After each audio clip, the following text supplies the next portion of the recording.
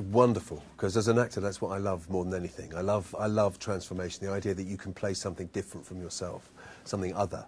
And even though it was a long makeup session, you know, on the day when you were getting into makeup and all the tests we did beforehand, it was well worth it, because that's the joy of being an actor.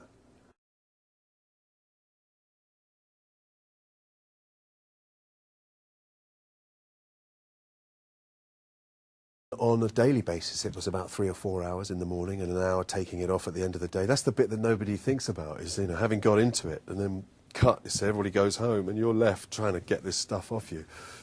But it was really important to me that he looked like he does in the comics, because I know how much people love this stuff, and I think we managed to achieve that, so I'm really happy.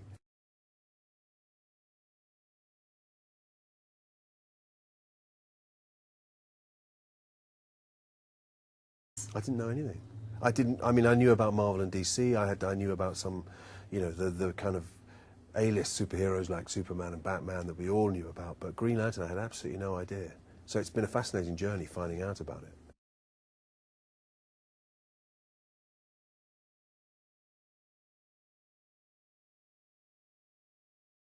Well, you know, in there, it's been around for countless millennia, the Green Lantern Corps. It's been around for a hell of a long time.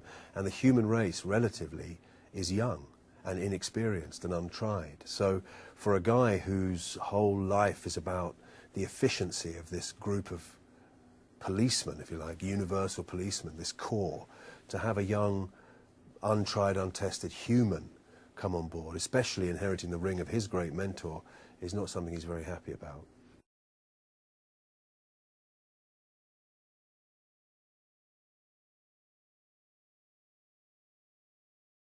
The reward comes when you sit down and see it in the cinema. I mean, I only saw it a few days ago myself for the first time, and I was completely blown away, because I had a rough idea of what the surroundings would be like and how it would look from the production art that was around on set for us to have a look at. But really, you're in a grey suit with dots on, you're in a big room with blue walls, there's nothing there, you're acting with people that aren't there, you're acting with objects that aren't there, and you're using just your imagination. And nothing really prepared me for how epic the thing looks. It was great.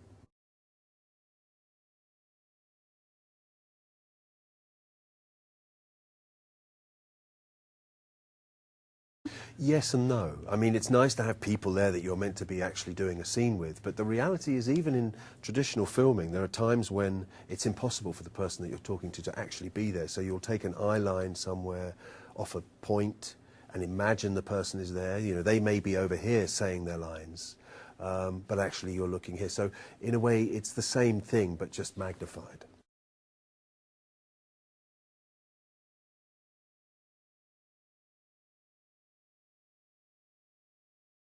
Right? Well, you know, there's so many comics. It's been going for such a long, 70 years, is it, I think? It's been around for a long time. There are a hell of a lot of storylines. There's such rich source material that if it's something that people like, why not make more?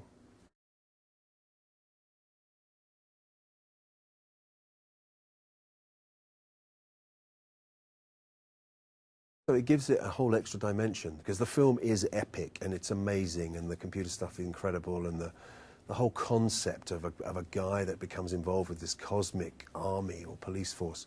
There's all of that, but there's more than that. There's the fact that there's the history of these comics and when they were written and why they were written. They were really kind of covert instructions to young people, in a sense, with themes like coming of age, taking on huge responsibility, you know, conquering your fear. And I love it that that's all in there.